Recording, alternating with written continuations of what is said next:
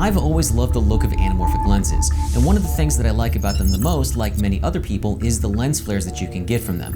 You can get this look in a couple of different ways. You can either shoot on anamorphic lenses, you can use an anamorphic adapter for your camera, or you can shoot on one of these things. This is a homemade 4x5.65 anamorphic streak filter. I've rented filters like this in the past for some of my other productions. For example, Schneider makes a really great line of products called the True Streak filter, which comes in many different colors and many different sizes. And of course, renting it is one thing, but owning it is another. The Schneider True Streak filter series can cost anywhere between $300 to $400 per filter. And as far as filters are concerned, that's exactly where the price should be for an optically perfect piece of glass. But I always thought I could make one for a lot cheaper at home. And in this video, I'm gonna show you exactly how I did it. Let's take a look.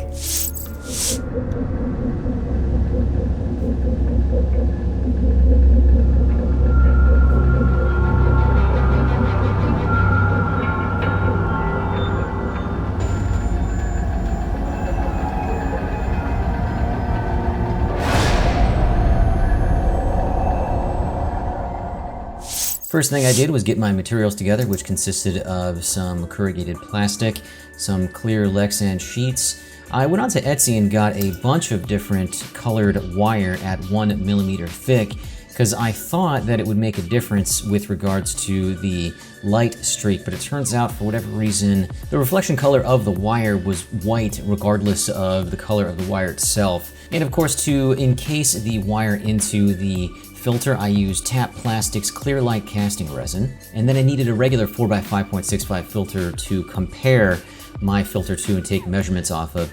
So the first step was to measure the corrugated cardboard in lengths of 4 inches and 5.65 inches respectively.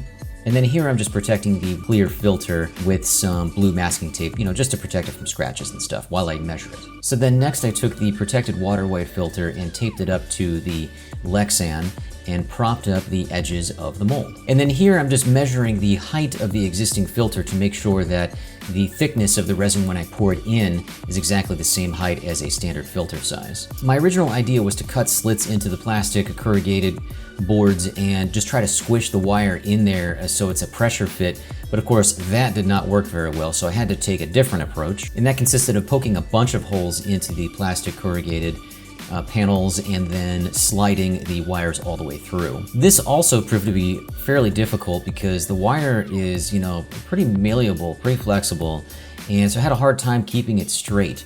So I decided to take the mold off of the Lexan sheet and just feed the wires through the corrugation one by one. So then once that was finished, I had to slide the other side of the mold on.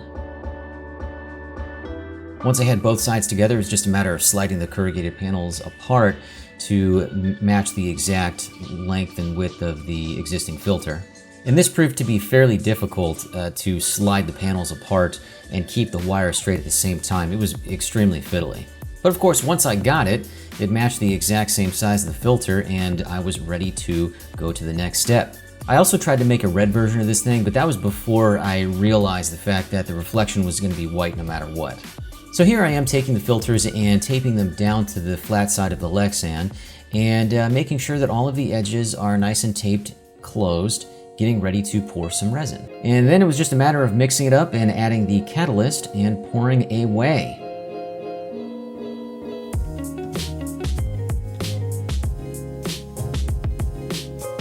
And at this point, I was pretty happy with the results because despite the fact that it was difficult to put together, it looked like it was going to be a pretty smooth filter. Until the resin dried and it ends up with this kind of orange peel effect, which of course is not good. After about 24 hours, it wasn't completely hardened yet, so I just set it in the sun to dry for another day or two. And then here I am removing the edges from the casted resin with my Dremel. So in order to get rid of that orange peel effect that was on top of the filter, I used a sandpaper to sand it down. I started with 80 and then moved up to 120, got it nice and smooth and got the edges nice and flat. And then of course I was going to move up to 400 and 1500 wet sanding in order to get that surface as smooth as possible. And you can see here, because the wires were not perfectly straight when I casted them, that the sandpaper actually broke through that top surface of that anodized wire. But it's no big deal because I could just use the other side. And then here we go, wet sanding a little bit more with 1500. And it's looking pretty good, nice and smooth. After the sanding process, I just wanted to do a little bit of a test fit, and it looks like it's fitting pretty well. And then next up was to spray a couple of coats of clear coat directly on top of the smoothly sanded surface. And I'm just using my heat gun a little bit to make that dry. Flipped it over, another coat, and then here in the home stretch after the clear coat dried, looks like I've got myself a homemade 4x5.65 streak filter. And if you look closely, you can see little divots in the clear coat, which I wanted to try to get rid of. So I went back, sanded it some more, sprayed it some more, and lo and behold, we finally have a streak filter. Okay, that about wraps up today's video on how I created a homemade 4x5.65 streak filter. Is it perfect? No.